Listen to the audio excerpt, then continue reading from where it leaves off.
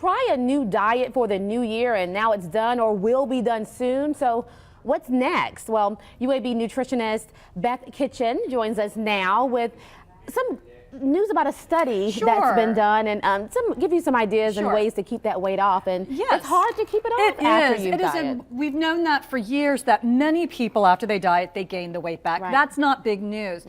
But what this study did is that they actually examined how the pattern of the weight regain happens. So many times in studies on weight maintenance, what researchers have done is they've checked back in with dieters 3 months later, 6 months later. What these folks did is after a 12-week internet weight loss program, what they did is they had the participants continue weighing right after they stopped the diet. And these were these really neat self-weighing scales that then sent the weight right into the researchers' computers. So that's how they did that. So it was really, really neat.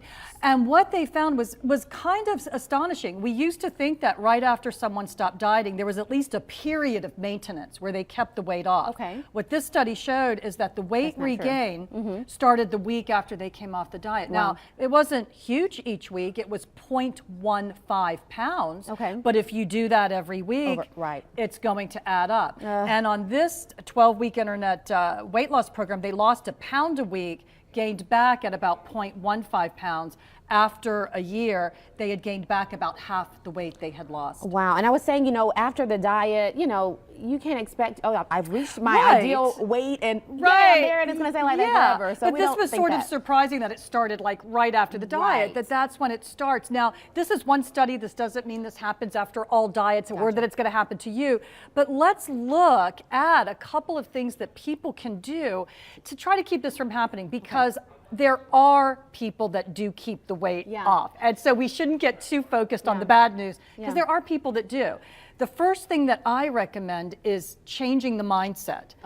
Which is exactly what you were just talking about. It's like you come off the diet and you think, oh, I'm done. No, you're not. This is going to be lifelong. So keep a regimen. This is where keeping up with that mindset that I'm still involved, that while you're losing weight, a lot of people are very excited. It's fun. They're getting a lot of compliments.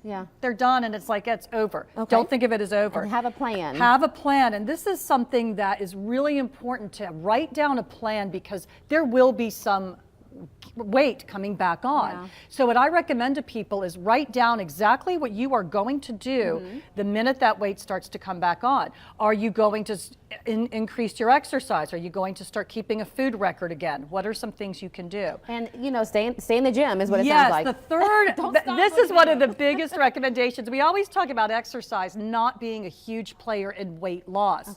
Where it is a big player is keeping the weight off. We see this over and over in studies where people who have successfully kept weight off, they're exercising, often walking, about 5 hours a week.